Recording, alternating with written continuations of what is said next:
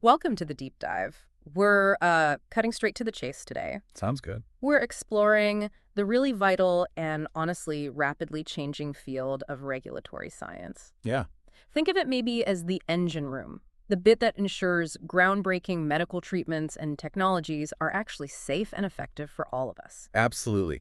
And what's really key to understand, I think, is that regulatory science is, well, it's the practical application of scientific principles Right. to the evaluation and regulation of medical products. It's how we translate discovery into, real health benefits. But always within that framework of oversight. Exactly, necessary oversight. And that framework, it's facing some pretty serious challenges now, isn't it? It really is. I mean, just look at how complex drug development has become. That whole journey from an idea in a lab to your medicine cabinet, the regulatory demands are just escalating alongside it. Precisely. Yeah. So our mission today really is to dig into how regulatory science is stepping up, how it's adapting. We'll be looking at the shift towards more um, adaptable guidelines, these flexible development pathways, and also the crucial work on global harmonization, aligning things worldwide. And this isn't just theory, right? We're going to pull in some real-world examples from the literature. Yeah, definitely, including some interesting cases from OPR&D sources to sort of show these principles in action. Great. So let's get right to it then. Why are the old ways, the established ways of regulating starting to, well, show their limits? That's the crucial starting point. Think about these revolutionary fields emerging: gene therapy, AI diagnostics, nanomedicine. They're really cutting-edge stuff. Exactly. They're advancing incredibly fast, and their basic mechanisms are often just fundamentally different from traditional drugs. So the challenge is that our existing regulatory structures, they were mostly built on experience with conventional treatments. They might just lack the inherent agility needed for these new approaches. So it's about making sure regulation isn't a bottleneck, stopping real progress, but still keeping things safe. That's the balance, precisely. Fostering innovation while safeguarding patients. If regulations are too rigid, too slow. Promising therapies get delayed. Exactly. And that ultimately hurts patients. So it really brings up a critical question. How do we build a system that's, scientifically robust and responsive to this rapid change? Which leads us straight to adaptive guidelines and these flexible pathways. Let's start with adaptive guidelines. What does that actually mean? Okay, think of adaptive guidelines as moving away from a static rule book. Yeah. One set of rules that never changes, Right. towards something more dynamic, a framework that's intentionally designed to be adjusted, refined as we get more data, as we get real-world experience with a new product. So learning continues after it's on the market. The basic idea is just that, our understanding evolves, and the regulations need to reflect that evolving knowledge. That makes a lot of sense. It's like acknowledging the learning curve. Now, how do flexible pathways fit in? Things like accelerated approval or breakthrough therapy designation. We've touched on these before. Yeah, these are excellent examples of putting that flexibility into practice. Accelerated approval, for instance. It allows earlier approval for drugs that treat serious conditions, especially where there's an unmet need. And it's often based on what's called a surrogate endpoint. A marker, right, something that suggests a benefit. Exactly. A marker that's reasonably likely to predict a real clinical benefit. It acknowledges the urgency, getting potentially life-saving treatments out sooner. But as we discussed back then, relying on those surrogate endpoints means you need confirmation later on, don't you? Absolutely. That's why post-marketing studies are, well, they're non-negotiable. They're required with accelerated approval. To prove the benefit for real. Precisely. These studies have to definitively show the predicted clinical benefit. And if they don't, the approval can actually be withdrawn. Okay. It's a system of, you could say, conditional approval. It prioritizes speed but keeps that commitment to proving long-term efficacy. And breakthrough therapy. That also speeds things up, but it's based on different criteria. Correct. Breakthrough designation is for when preliminary clinical evidence suggests a substantial improvement over what's already available for serious conditions. So a big leap forward. Potentially, yes. The aim there is to speed up both the development and the review with more intensive guidance from the regulators all along the way. It's about spotting those therapies with exceptional early promise and giving them a faster route. Okay, so we're seeing this clear move towards more adaptability, more speed in specific justified cases. How does this adaptive thinking apply to some of the really frontier technologies, like AI-based medical devices? Oh, this is a fascinating area, and one where the traditional model, really gets, well, disrupted. Medical devices are typically classified by risk. Yeah, different classes based on potential harm. Exactly. But what's really interesting with AI is that an algorithm, its behavior can actually change over time. It learns. It's not static. Right. And Yeah. that doesn't fit neatly into risk categories that were defined just once at the time of approval. So the initial risk assessment might not hold true. The AI could become, I don't know, more or less risky as it learns more. That's the core issue. Regulatory frameworks like the EU's MDR, they lay out general requirements. Hmm. Risk management, clinical evaluation, sure. Manufacturers still need the CE mark, that declaration of conformity. Absolutely. But the challenge is, how do you continuously monitor and regulate a device whose main function is dynamic? It's changing. How do you ensure ongoing safety for something that's essentially learning and evolving? That's the million-dollar question regulators are grappling with right now. It's really complex. Okay, let's switch gears slightly. What about a different kind of innovation, continuous manufacturing in pharma? We talked about scale-up challenges before. How does regulation adapt here? Right, continuous manufacturing.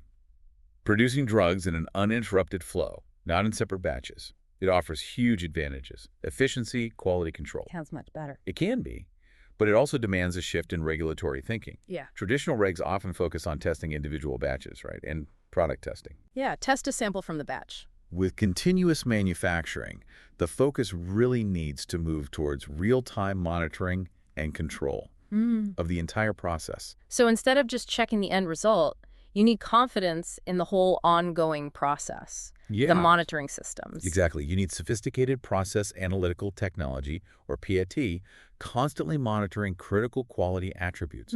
So regulators are adapting. They're focusing more on the reliability, the consistency of the continuous process itself, Not just the final pill. not just the final pill. And this really highlights why understanding critical process parameters is so vital, like that gelling issue we discussed from the OPR&D paper. During scale-up, yeah. That understanding becomes even more critical in a continuous system where things are constantly flowing. One small deviation could ripple through. Okay, that makes sense. Another area pushing boundaries seems to be personalized medicine, targeted therapies. Absolutely. Therapies designed for specific patient subgroups based on their genes or biomarkers, they're becoming much more common. And this needs a more refined regulatory strategy. Traditional clinical trials often use broad patient populations, Trying to see if it works generally. kind of. But personalized medicine often means smaller, much more targeted trials, very specific groups. So the way we gather the evidence has to change too. It has to evolve. Yeah. We're seeing more emphasis now on things like pharmacodynamic endpoints, biomarkers, even changes in gene expression in toxicology studies. Remember, we touched on selecting animal models for specific cancer pathways. Yeah, finding the right model. It's related. Regulators are adapting, giving more weight to these targeted endpoints and also to companion diagnostics, the tests used to identify which patients are likely to benefit. So you test the patient first, then give the targeted drug if it's a match. That's the idea. But it also brings up an important point. How do we make sure there's equitable access to therapies that are so narrowly targeted? That's another challenge. These are such varied, complex challenges. It really feels like we need a globally coordinated approach. Is that where harmonization comes in? Precisely. International collaboration, harmonizing regulatory standards, it's vital, especially for getting innovative therapies developed and available worldwide. So organizations like ICH, the International Council for Harmonization. Yes, they play a central role, developing harmonized guidelines that regulatory authorities like the FDA in the US or the EMA in Europe can adopt. So they're trying to get on the same page, basically, the FDA and EMA and others. That's the goal. Harmonization can really streamline drug development, less duplication of effort, faster availability of new medicines across different regions. Makes sense. Now, achieving complete harmonization, that's tough. There are different legal systems, different procedures. Sure. But the benefits, especially for efficiency and patient access, make it a really critical goal. Okay, let's try and ground this a bit more with some of those real-world examples. You mentioned OPR&D literature. Yes. So there's a 2021 publication, OPR&D 2021b. It talks about using HFIFIP. It's a specific type of alcohol to significantly improve both the yield and the selectivity in a key chemical reaction for making a drug. Now, why does this matter for regulation? Better chemistry means. It means potentially more efficient, more cost-effective manufacturing. And that ultimately can benefit patients by making medicines potentially more accessible, maybe cheaper. It shows how optimizing the basic chemistry matters. It's about making sure the process itself is solid, reliable. Exactly. And there was another paper, OPR&D 2021C, on developing a manufacturing route for a drug called rovafoveridilafenamide. Right. What was the regulatory angle there? That paper really emphasizes the huge amount of process development work needed to get a commercially viable route. A big focus was on reducing something called process mass intensity. Less waste. Essentially, yes, minimizing waste during manufacturing, Right. and also enhancing the robustness, the reliability of the process. And crucially, they tackled impurity control. Getting rid of unwanted stuff. It's exactly. Developing sophisticated crystallization techniques to remove potentially harmful byproducts. It shows how regulatory science looks beyond just the final product. It scrutinizes the whole manufacturing journey: safety, efficiency, purity. And as we know, that journey isn't always smooth. We talked about scale-up issues before, like that gelling problem referenced from an older OR-D paper in our Season 6 discussion. Right. That gelling problem during scale-up, it just perfectly highlights the critical need to really understand and control your process parameters. What works in the lab doesn't always work in the factory. Not always, no. What's smooth on a small scale can get really messy when you scale it up for industrial production. Regulatory science puts a huge emphasis on identifying and controlling those critical parameters. You have to prevent unexpected issues that could compromise quality. Makes sense. And similarly, remember the difficulties with standard alkaline hydrolysis, leading to unwanted side reactions. Yeah, that causes problems too. It just underscores again how important that deep process understanding and optimization is, especially for meeting those really stringent regulatory purity requirements. You have to get it right. So it really is this continuous cycle, isn't it? Learning, adapting, refining, both in the science lab and within the regulatory rules themselves.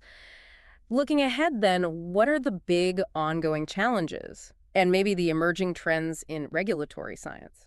Well, a persistent challenge is always that balance, fostering innovation versus ensuring safety.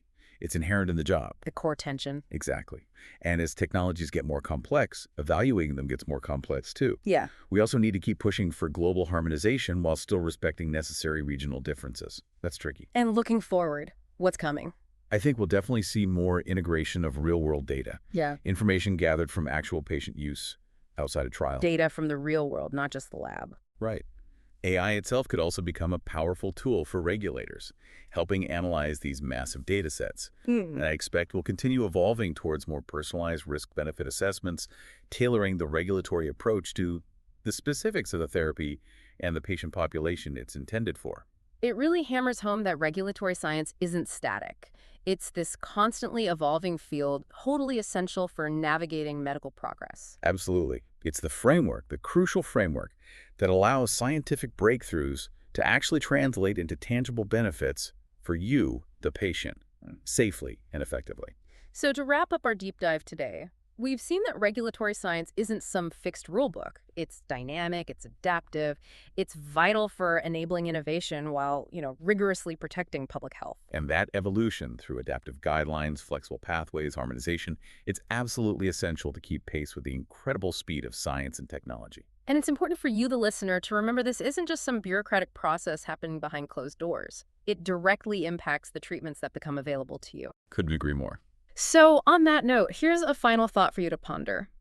How can a more agile, more globally aligned regulatory system for these cutting-edge innovations best serve patients and the whole healthcare system? What role can everyone play, researchers, industry, regulators, even patients like you, in shaping that future? We definitely encourage you to explore the sources we've touched on and keep digging into this fascinating intersection of science, tech, and regulation. Thanks for joining us on this deep dive.